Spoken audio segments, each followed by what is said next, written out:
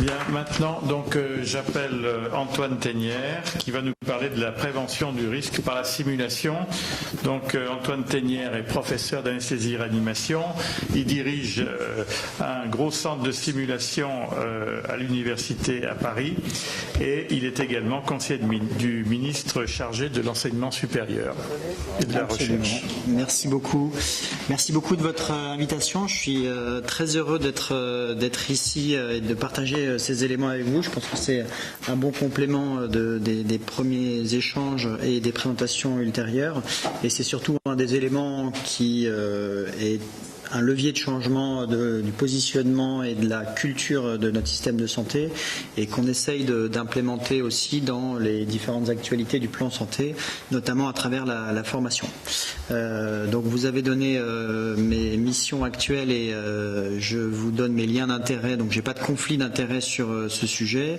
Je suis professeur d'anesthésie-réanimation à la PHP, j'ai fondé le département de simulation en santé de l'Université de Paris qui regroupe Paris Descartes et Paris Diderot, qui s'appelle Illumins, et je suis effectivement conseiller à la direction générale de l'enseignement supérieur et de l'insertion professionnelle. Alors, pourquoi est-ce qu'on s'intéresse beaucoup à la simulation? Pourquoi est-ce que c'est un élément intéressant dans la gestion des risques? Il existe un certain nombre de challenges autour de la formation en santé, que ce soit dans la formation initiale, mais aussi dans la formation continue, qui sont finalement assez similaires à d'autres activités à risque, et ça a été avancé tout à l'heure, notamment le parallèle avec l'aéronautique, où il y a quelques similarités, il y a aussi des différences. Mais ça reste un modèle qui est un peu plus avancé en termes d'intrication des approches de simulation autour de l'activité professionnelle et qui est un modèle inspirant sur certains aspects et qu'on peut dépasser même sur d'autres aspects. Et finalement, si on applique ces éléments-là et ces apprentissages à travers la vision de l'aéronautique à la qualité et la sécurité des soins, et si on compare quelques éléments avec la limite des comparaisons évidemment, on se rend compte qu'on a encore beaucoup de progrès à faire, notamment, on le sait, à partir d'un certain nombre d'études qui ont été publiées dans les années 2000. La première fondatrice s'appelait To Err is Human, l'erreur est humaine, et qui montrait justement que la santé, comme d'autres activités à risque, avait des risques propres intrinsèques à ces activités, et que pour ce qui concerne la santé, ils étaient mal compris et mal maîtrisés. Et c'est quelque chose, c'est un travail que l'industrie aéronautique a fait depuis maintenant quasiment 60-70 ans, avec une première étape qui a été l'analyse complète des accidents et des incidents, notamment liés à l'essor de l'industrie aéronautique, et puis le travail sur ces éléments avec une compréhension fondamentale qui est tout à fait similaire en santé, qui est que un des leviers d'action majeurs pour arriver à réduire les risques qui sont liés à ces activités à risque est de travailler sur ce qu'on appelle les facteurs humains. Donc j'en dirai un petit mot tout à l'heure, mais c'est tout ce qui est les éléments qu'on appelle non techniques, qui regroupent des compétences non techniques et qui sont des éléments autour de la communication, de l'anticipation, de l'attention à des situations, des processus de décision, ça a été mentionné un petit peu tout à l'heure avec leurs aspects éthiques, qui font partie intégrante de la performance soit individuelle, soit d'équipe, et du service rendu et de la qualité de prise en charge des patients. Et avec ces éléments-là, eh bien aujourd'hui, ça permet de voyager à travers le monde avec des risques d'accidents d'avion qui sont minimes. Pour rappel, en 2017, il y a 5 milliards de passagers transportés par an et moins de 10 accidents d'avions commerciaux, ce qui représente un petit peu moins de 1000 morts par an. En santé, si on regarde à l'échelle juste des États-Unis, eh bien on considère que le nombre de morts liés à la non-qualité et la non-sécurité des soins équivaut à peu près à un accident d'avion, un 380 par jour. Ça représente à peu près entre 200 000 et 400 000 morts en fonction des estimations. Et il y a même eu un papier dans le Lancet il y a 2 ans qui a été beaucoup discuté, mais qui expliquait que l'erreur médicale est la 3e cause de mortalité intra-hospitalière aux États-Unis. Donc c'est des statistiques qui sont extraordinairement choquantes, notamment pour le grand public, et sur lesquelles finalement on a des outils outils pour avancer et pour travailler. Évidemment, tous ces éléments ont un coût qui est estimé de façon variée, pas toujours publié. La première étude sur le sujet publiée par l'adresse en France estimait sur une dizaine d'événements indésirables graves mesurés pendant une année en 2013, un surcoût pour le système de santé de l'ordre d'environ 700 millions d'euros par an, et qui était une petite partie de l'iceberg, évidemment celle qu'on voyait, et avec, on devine, un énorme surcoût beaucoup plus important que ça. Et puis évidemment, il y a des aspects d'innovation pédagogique qui font qu'on renforce les techniques d'apprentissage, on change les façons d'interagir entre des gens qui ont les compétences et les connaissances et puis des gens qui cherchent à les acquérir, notamment les étudiants. Et ce modèle-là que vous avez connu et que j'ai connu moi aussi, où il y a un enseignant qui est le seul accès unique au savoir avec un tableau à la craie et plein de données, il n'existe plus. Il n'existe plus parce que le numérique a complètement changé ce monopole, parce que les étudiants trouvent la connaissance et pensent pouvoir acquérir la connaissance et les compétences sans l'aide de ces facilitateurs. Parfois ils se trompent, et c'est à nous justement de leur montrer des modèles innovants pour qu'ils puissent acquérir ces éléments-là qui sont le socle clair de la construction de leur expertise. Alors si on prend les risques en santé de façon assez large, j'ai emprunté cette diapositive à un des spécialistes mondiaux qui est français, que vous connaissez peut-être, qui s'appelle René Amalberti, qui est à la retraite maintenant, mais qui a été vraiment un des pionniers dans la compréhension de la typologie des activités et de leurs risques intrinsèques. Eh bien vous voyez que finalement le risque en santé, il est étalé entre des activités, on va dire, relativement sécurisées. Ici c'est les activités ultra sûres, on a parlé de l'aviation, l'industrie nucléaire est dans la même approche. Et puis ici, c'est les activités qui sont moins sécurisées. Moi, j'aime beaucoup la haute montagne, mais je sais que je prends des risques quand je vais faire des sommets. Et puis, c'est intéressant de voir que sur ces aspects-là, eh bien, pour des raisons d'organisation et de conception professionnelle, eh bien, on a un certain nombre d'activités, dont la chirurgie, avec un certain nombre de risques qu'il faut arriver à mieux maîtriser de façon globale à l'échelle de l'équipe du bloc opératoire. Et à côté de ça, on voit des éléments comme la radiothérapie ou la transfusion sanguine, et vous comprenez que l'élément transversal de ces activités-là, c'est qu'ils ont su apprendre à partir de leurs accidents. La radiothérapie pour les surirradiations, la transfusion sanguine avec le scandale du sang contaminé, et puis l'anesthésie est une spécialité aussi qui n'a pas de bénéfice thérapeutique direct et qui s'est intéressée très tôt justement à cette notion de qualité et de sécurité des soins. Donc on a des réflexions intéressantes pour arriver à faire progresser ces éléments-là et mieux comprendre ces risques. Il y a une profonde évolution des idées. Vous connaissez sûrement ce qu'on appelle le modèle de Reason, c'est le modèle du gruyère suisse, où finalement on se rend compte qu'un accident un jour vient par l'accumulation de petits éléments systémiques qui s'accumulent et qui s'alignent à une journée donnée, pour une situation donnée, pour un patient donné, avec une équipe donnée. Et ce jour-là, eh bien, on va arriver à une catastrophe parce que l'ensemble des éléments de prévention sont dépassés et que ces erreurs vont s'accumuler et aboutir à un accident. Et finalement, je ne vais pas forcément m'étendre sur la typologie complète des risques, mais le risque en santé, il est fait à la fois de ce qu'on appelle les erreurs latentes, c'est-à-dire les défauts d'organisation, de communication, de conception des éléments, etc. Les erreurs patentes qui sont finalement assez rares, les erreurs et violations des acteurs, et puis les erreurs et les défenses en profondeur qui sont érodées par un certain nombre d'éléments de routine, le manque de moyens, etc. Donc c'est vraiment une attitude multiple sur toutes ces approches qu'on peut arriver à proposer avec la simulation. Alors, dans la construction de l'expertise professionnelle qu'on va donner à nos étudiants et qu'on peut renforcer aussi en formation continue, je pense qu'il y a 3 éléments principaux que vous connaissez, c'est l'articulation des connaissances, des compétences et des comportements. Les connaissances étant la base et le socle indispensable, et la simulation va permettre de travailler essentiellement sur l'acquisition de compétences techniques. Comment est-ce que je fais une anastomose, comment est-ce que je fais un surjet ou une suture avec robotisé, etc. Ou des compétences non techniques. À quel moment je détecte une complication ou une situation à risque, comment est-ce que je communique les éléments d'une situation importante à une équipe, etc. Et puis les comportements, notamment la communication avec les familles, les patients ou les autres membres de l'équipe. Ce qui est intéressant avec la simulation, c'est qu'elle va pouvoir nous permettre de travailler à différents moments de l'apprentissage. Vous avez ici une courbe d'apprentissage modélisée, l'acquisition de performance en fonction du temps. Eh bien, quand on est jeune étudiant, on va pouvoir travailler en simulation en dessous de ce seuil de sécurité pour acquérir des compétences techniques ou non techniques. C'est ce que la Haute Autorité de Santé a appelé jamais la première fois sur le patient, et qu'on peut même compléter parce que la deuxième fois n'est pas forcément beaucoup mieux, et la troisième fois on progresse un petit peu mais on est là, et en se disant jamais les premières fois sur le patient, et qu'on va définir des seuils de sécurité pour chaque geste, pour chaque stratégie, pour chaque attitude, à partir duquel on va considérer qu'un étudiant ou un professionnel de santé est apte à prendre en charge des situations cliniques.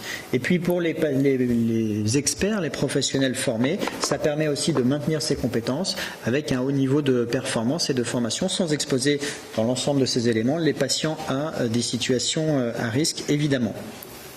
Alors on dispose de nombreux outils qui vont permettre de travailler en simulation. Vous en avez quelques-uns qui sont ici visibles sur la vidéo. Ça, c'est des petits éléments, des séquences filmées sur le centre, qui vont vous permettre de comprendre qu'à partir d'une plateforme virtuelle, eh bien, on va pouvoir avoir des chambres, des blocs opératoires, des salles d'urgence, des salles d'accouchement, des box de consultation, avec exactement les mêmes situations, exactement le même matériel que dans un hôpital, sauf que l'ensemble est virtuel, soit avec des outils synthétiques, des mannequins robotisés, soit avec ce que vous voyez ici, c'est-à-dire des patients standardisés, des acteurs, des actrices qui vont jouer le rôle de patients, qu'on va pouvoir examiner, à qui on va pouvoir poser des questions, annoncer des mauvaises nouvelles, ou des éléments très techniques comme ici pour apprendre la vésicule sous cœlioscopie, on en parlait tout à l'heure, mais de façon complètement virtuelle.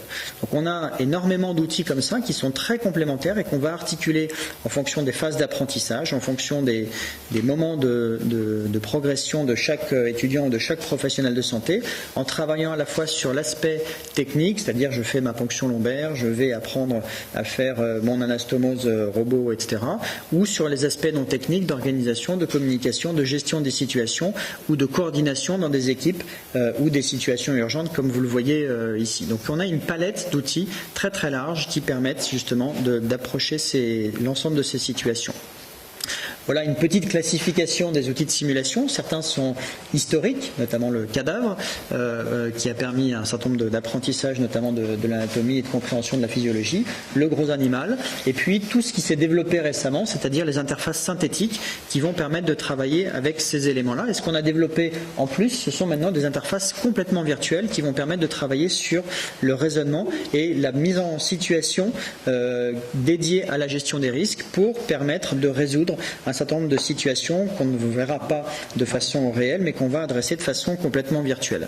Donc on est classé comme ça en mannequin de tâches pour apprendre des gestes de façon spécifique et répétée, des mannequins avancés. Vous avez ici des consoles de cœlioscopie virtuelle, des consoles d'apprentissage robotisées. Il y a 4 robots sur le centre de simulation qui permettent justement à des professionnels de s'entraîner sous différents aspects. Des éléments autour des plateformes interventionnelles, que ce soit en endovasculaire, en mini-invasif, etc. Et puis la gestion de situations complexes en équipe, qui peuvent être des situations bloc opératoire, interventionnelles, ou médicales classiques, psychiatriques, etc. Voilà. Et puis, je vous ai parlé aussi des patients standardisés. Donc là, vous avez une actrice qui joue le rôle d'une maman en fin de grossesse, qui vient parce qu'elle ne sent plus son bébé bouger et à qui on va annoncer que son fœtus est malheureusement mort et qu'il va falloir qu'elle accouche d'un bébé mort. Donc typiquement des situations qui sont particulièrement complexes. À chaque fois, ces éléments nous permettent de répondre à des problématiques spécifiques en termes de gestion des risques, que ce soit des problématiques techniques, que ce soit des problématiques non techniques, comportementales, de raisonnement. Et l'analyse des causes de chaque incident, va nous permettre de déterminer des leviers d'action spécifiques et de proposer des formations dédiées pour répondre à ces questions-là. Et puis, je vous ai dit qu'on avait la construction d'outils virtuels qui permettent de répondre également à la mise en situation dans la gestion des risques. Donc là, là, vous avez la prise en charge de l'hémorragie de la délivrance, réalisée par un des étudiants qui n'a jamais vu cette situation, mais qui a été formé pour ça et qui va devoir, pour la première fois de façon virtuelle, prendre en charge cette patiente qui vient d'accoucher, qui saigne, et décider s'il va la transfuser, à quel moment il va la passer au bloc opératoire, est-ce que la stratégie la plus adaptée est plutôt l'embolisation, à quel moment on va mettre un ballon de Bacri, etc., etc. Et il va pouvoir se comparer à des algorithmes de référence pour pouvoir s'entraîner, recommencer s'il fait des erreurs et apprendre de ses erreurs dans des situations qui n'exposent pas les patients à des risques trop importants. Même situation avec un cabinet de cardiologie. Donc là, c'est une autre situation autour de l'arythmie complète par fibrillation auriculaire. Vous avez un jeune cardiologue qui va faire différents examens pour faire un diagnostic et raisonner à partir de différentes situations cliniques. Et puis, vous avez compris que l'outil virtuel nous permet de designer n'importe quel type de situation. Et donc là, c'est un autre exemple qui a été monté avec les équipes du SAMU de Paris sur la prise en charge des polytraumatisés sur le bord de la route. Et là aussi, on travaille non seulement sur l'aspect technique de prise en charge immédiate, mais sur la gestion des flux dans les centres, dans les trauma centers, les attitudes thérapeutiques en termes de passage au bloc opératoire, de priorité interventionnelle, etc., etc. Tous ces éléments nous permettent d'évoluer vers des apprentissages qui sont de plus en plus personnalisés, de plus en plus adaptés, avec des niveaux de difficulté croissantes, des contenus qui sont adaptés à chaque professionnel, à chaque étudiant, et qui permettent de façon spécifique de travailler sur les risques identifiés et qui vont être disponibles 24 heures sur 24 et qui ne sont pas forcément dépendants d'un centre physique puisque certains sont virtuels. Ce qui est intéressant, c'est que ça permet aussi de générer de l'évaluation au-delà de la formation, et notamment l'évaluation des seuils de sécurité, des seuils de performance individuelle ou d'équipe, et de donner des retours d'informations tout à fait détaillés. Donc là, c'est un exemple sur le jeu virtuel sur l'hémorragie de la délivrance. Donc là, c'est moi qui ai fait.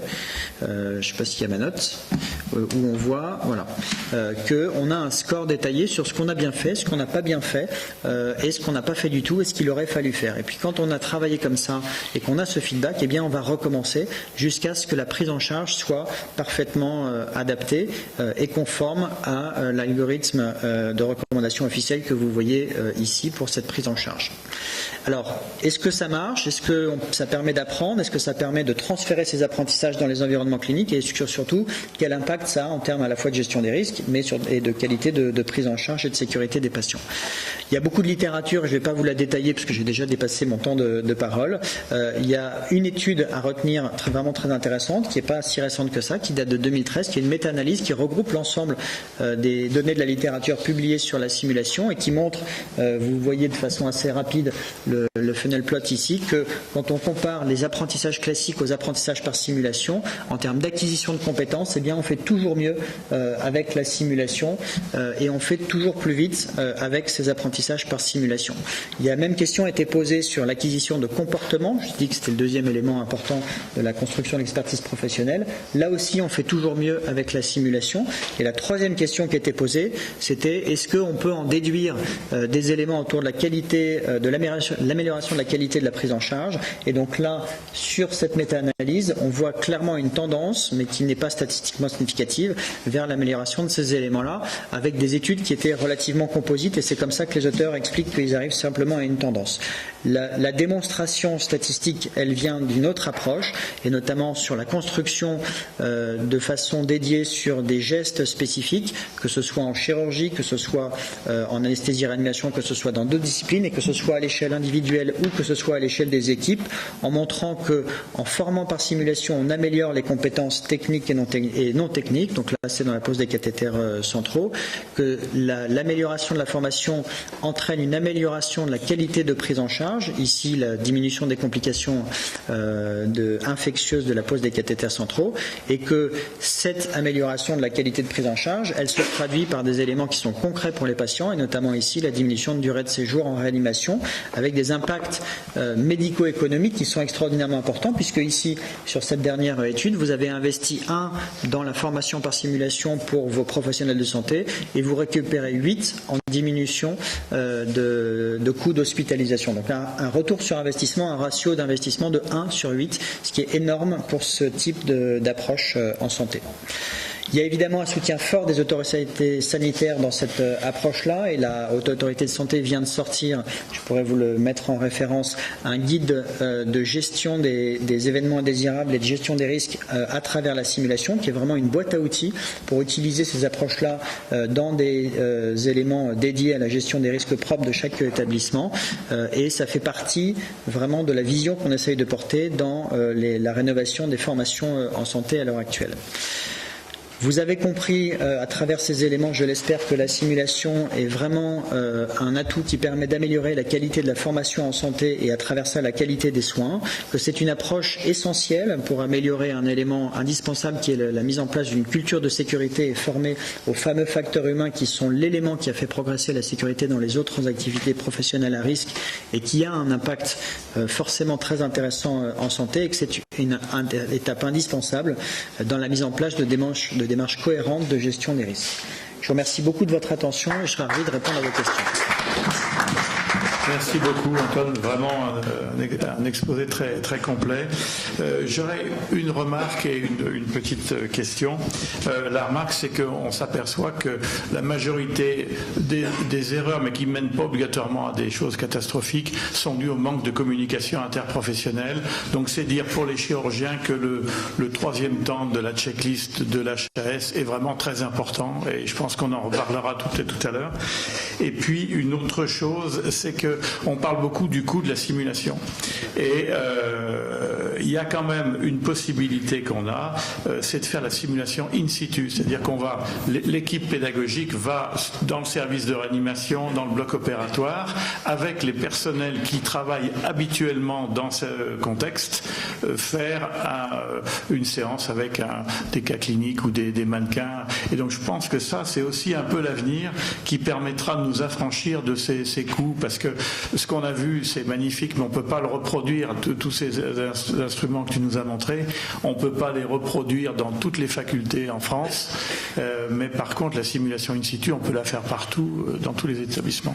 Oui, absolument. En fait, il y a une diversité d'approches en simulation et qui sont, je pense, à la fois dépendantes des éléments qu'on va adresser en termes d'apprentissage et aussi de la maturité des acteurs.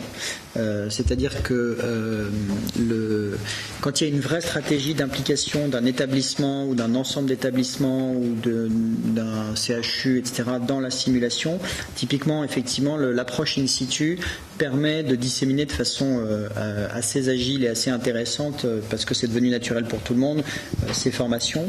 Il y a au démarrage, même si je pense que la France est un petit peu sortie de ça, un côté acculturation qui est importante dans les centres de simulation. C'est-à-dire que la simulation in situ peut servir à la fois au tout début en découverte, entre guillemets, et puis ensuite quand les gens ont vraiment maîtrisé les concepts, sur la déclinaison appliquée dans leur propre environnement de ces approches-là. Le passage par des centres, quelle que soit leur taille ou leur équipement, à mon sens, est intéressant aussi.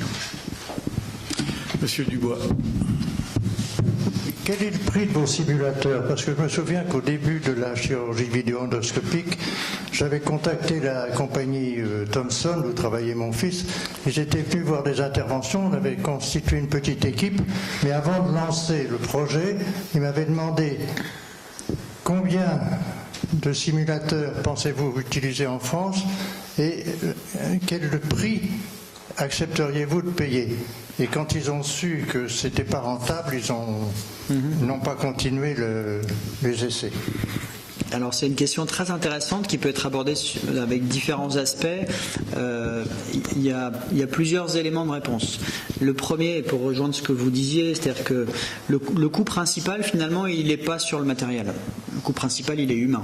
Parce que l'apprentissage, ça demande du temps, et du temps d'enseignant ou de soignant. Et donc c'est du temps qu'on va prendre à des personnes qui ont une haute valeur ajoutée, qui sont impliquées dans des services, dans des facultés, etc.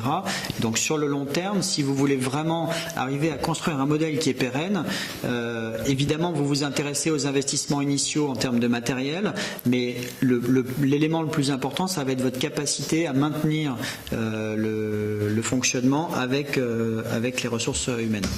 Donc je ne réponds pas complètement à votre question, j'en ai bien conscience, mais je donne quelques éléments de réponse. Le deuxième élément, qui est finalement une façon aussi de mettre les choses en perspective, c'est la citation d'un ancien président de Harvard que j'aime beaucoup, qui dit en anglais « If you think education is expensive, try ignorance ». Et donc en gros, c'est dans quel système on est? Est-ce qu'on n'est pas en train de renverser les choses en se disant finalement ça coûte cher, est-ce qu'on a vraiment besoin d'investir là-dedans, etc. Et à mon sens, la réponse est oui, parce que sur certains aspects, et notamment sur la question de la gestion des facteurs humains, on est aujourd'hui complètement dans l'ignorance. Il n'y a aucun cours dans aucune faculté en France sur les facteurs humains en santé. Et pourtant, c'est un élément essentiel de la sécurisation des activités à risque, qu'elles soient aéronautique, qu'elle soit nucléaire et qu'elle soit sanitaire également. Et donc en fait on est dans un prisme inversé où on se dit est-ce qu'il faut vraiment investir, etc. Et alors qu'à côté de ça, sur des lignes budgétaires qui sont non fongibles et qui sont différentes, on se rend compte qu'on dépense énormément d'argent sur des choses qu'on pourrait facilement économiser. Et pour vous donner un ordre d'idée sur les statistiques que j'ai données, on considère que 50% des accidents graves en santé sont liés à la période périopératoire, d'où notre présence aujourd'hui comme acteur du bloc opératoire réunis ici, et qu'il y en a à peu près 40% qui sont évitables. Ça veut dire qu'on a un enjeu à investir dans ces éléments, que ce soit sur du matériel ou sur des ressources humaines, pour faire en sorte non seulement qu'on réponde à l'impératif éthique de faire le mieux pour nos patients, mais aussi d'arriver à faire le mieux sur le plan médico-économique pour rentabiliser ces investissements. Et le dernier élément que je vous ai donné dans la présentation, c'est que si vous investissez de l'argent dans ces éléments-là, vous êtes à peu près certain que vous allez le récupérer sous une autre forme. Et dans des proportions qui sont quasi inexistantes aujourd'hui pour un directeur financier d'hôpital. Si vous dites à votre directeur d'hôpital je veux avoir un retour sur investissement de 8 sur 1, il va vous dire mais il n'y a rien qui existe comme ça aujourd'hui. Et bien si vous arrivez avec une solution comme ça, c'est quelque chose qui est vraiment intéressant. Donc pour répondre de façon plus pratique à votre approche, en fonction des simulateurs, les coûts varient de quelques euros à 400, 500 000 euros. Et donc, les robots que vous avez vus, c'est de l'ordre de 80 à 100 000 euros. C'est des robots qui sont très polyvalents, qui permettent de former beaucoup de monde. Il y a des simulateurs endovasculaires qui sont un petit peu plus chers. Et après, ce qui est intéressant de façon globale, c'est que la valeur ajoutée pédagogique n'est pas proportionnelle au prix. Donc, vous pouvez rendre un énorme service en termes d'apprentissage avec des choses qui ne coûtent pas très cher. Et par exemple, le simulateur d'accouchement que vous avez montré coûte combien? Le virtuel, c'est de l'ordre de 200 000 euros. Mais alors, sur les simulateurs virtuels, l'autre mode de vision, c'est de rapporter le coût au nombre d'apprenants. C'est-à-dire que si vous imaginez que sur un simulateur virtuel, vous pouvez facilement le disséminer parce que c'est un programme qui est disponible sur une tablette, sur un ordinateur, etc., et que vous formez avec ça 50 000 ou 100 000 personnes, à ce moment-là, 200 000 euros, ça revient à quelques euros par apprenant, et donc il faut le mettre en perspective avec ça aussi. Avec l'élément, évidemment, que j'ai donné à la fin, qui est l'évaluation du service pédagogique rendu, du service médical rendu. Mais sur le coup, là, en fait, la vésicule Célio là, sur simulateur, c'est rien d'autre qu'un jeu vidéo, en fait. Hein. Parce que alors, je voudrais comprendre, en fait, quel est le problème technique qui bute. Parce qu'on pourrait très bien acheter le jeu vidéo de la vésicule Célio pour s'entraîner chez soi, ou la prostatectomie robot pour s'entraîner chez soi. C'est comme, on a une console, enfin, je sais pas, moi, je connais pas du tout ces trucs-là, mais on imagine, enfin, les solutions existent pour d'autres choses. Et qu'est-ce qui fait que... Les solutions en fait existent quasiment pour tout maintenant, c'est-à-dire que les industriels ont bien compris qu'ils ne développeraient plus de nouveaux matériels sans un simulateur associé. Donc ça veut dire que maintenant tous les industriels qui développent des guides, qui développent des pinces de Célio, qui développent des éléments interventionnels, etc., s'associent ou développent directement des éléments qui permettent d'apprendre à utiliser leurs outils en simulation. Et donc ça c'est un changement de l'industrie qui est vraiment intéressant et qui permet justement facilement de mettre à disposition disposition ces outils-là. Après, tu as tout à fait raison, le concept qu'on a développé autour des environnements virtuels, c'est le concept des jeux sérieux. Donc c'est en fait un outil virtuel d'apprentissage. Donc dont le but n'est pas ludique, le but il est vraiment pédagogique. Mais on a certains modèles qui sont en accès libre sur la plateforme et qui n'ont pas forcément besoin d'un enseignant qui soit à côté. Les étudiants viennent, ils ont une formation initiale et puis après ils s'inscrivent de façon régulière quand ils peuvent, quand ils sortent du bloc, quand ils sont en repos de garde, etc. Et ils viennent se former et on a un suivi à distance parce qu'on a une classe virtuelle et on sait exactement qui est venu, combien de temps, quelle est leur performance, quelle est leur courbe de progression, etc. Et puis après il y a des éléments un peu plus techniques, c'est-à-dire que c'est pas uniquement un écran, mais il y a aussi des pinces de Célio ou des pinces robotisées avec des retours de force, etc. Donc on n'est pas encore à la solution qu'on peut avoir complètement chez soi, mais qu'on peut mettre à disposition sur des centres comme ça. Merci. Est-ce qu'il y a d'autres questions? Bien. Merci beaucoup. Merci beaucoup.